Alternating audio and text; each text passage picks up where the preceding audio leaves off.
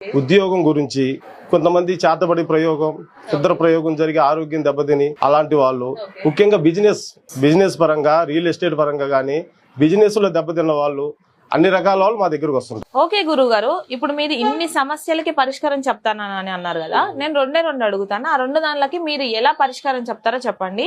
ఒకటి వచ్చేసి భార్యాభర్తలకు కానీ సమస్యలు, ఇంట్లో సఖ్యత లేకపోవడం, పిల్లలకి, తల్లిదండ్రులకి ఈ మధ్య చాలా ఎక్కువ అయిపోయాయి. అలాంటి దానిలకి మీరు ఎలాంటి పరిష్కారం చెప్తారు?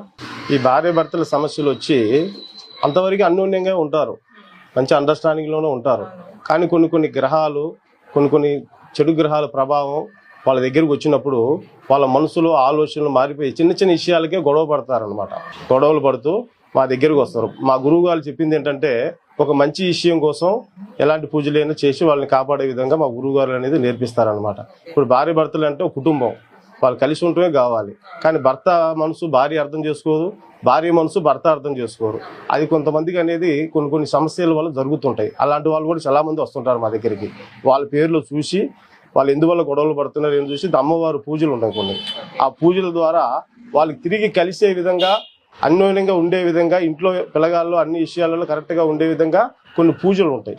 ఆ పూజలు చేసి వాళ్ళని ఆ ప్రాబ్లం అనేది తీసేస్తారు. ఓకే గురుగారు, ఇప్పుడు రెండో క్వశ్చన్ వచ్చేసరికి, అసలు చేతబడి అనేది ఉందా?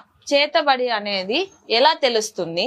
మాకు ఎలా తెలుస్తుంది అంటే, మాకు చేతబడి చేశారని మాకు వచ్చే సమస్యలు ఎలా ఉంటాయి, ఆ చేతబడిని మీరు ఎలా తీసేస్తారు? చేతబడి అనేది ఉంది తల్లి. చేతబడి అనేది ఇంత ముందు తరాలలో చాలా ఎక్కువ. పల్లెటూర్లలో కానీ విలేజ్లో కానీ చూస్తే చేతబడి బాగా చేసేవాళ్ళు. వాళ్ళు చిన్న విషయాల్లో కూడా చేతబడి చేసుకునేవాళ్ళు. అవి చాలా మంది మేము విలేజ్లో, అడవిలో ఉన్నప్పుడు విలేజ్ నుంచి చాలా మంది వచ్చేవాళ్ళు. చేతబడి అనేది ఇప్పుడు కొంచెం జనరల్ నాలెడ్జ్ పెరిగింది కానీ, కాలం మారిన దాంట్లో కొంచెం తగ్గింది కానీ చాలా మంది నమ్మడం లేదు.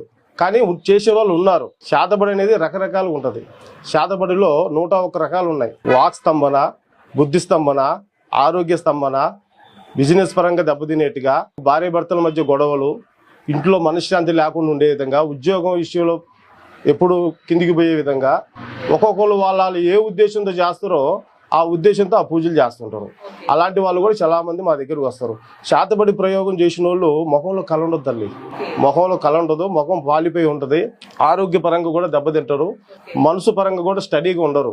ఒక ఆలోచన వాళ్ళు ఇంతకుముందు ఉన్న విధానంలో నడుచుకోలేరు. వాళ్ళ ముఖం చూసిన వాళ్ళు సంతోషించే విధానం కూడా ఉండదు. ఒక ఆలోచన మీద అనేది వాళ్ళు ముందుకనేది పోలేక యాడికి పోవాలో కూడా తెలియక సతమతం అవుతుంటారు. ఆరోగ్యపరంగా దెబ్బతినే వాళ్ళు పక్షవాతం రావడం, ఉన్నట్టుండి మంచిగున్న ఆరోగ్యం కూడా దెబ్బతినడం, ఇవన్నీ చేతబడి ప్రయోగం వల్ల జరుగుతుంటాయి.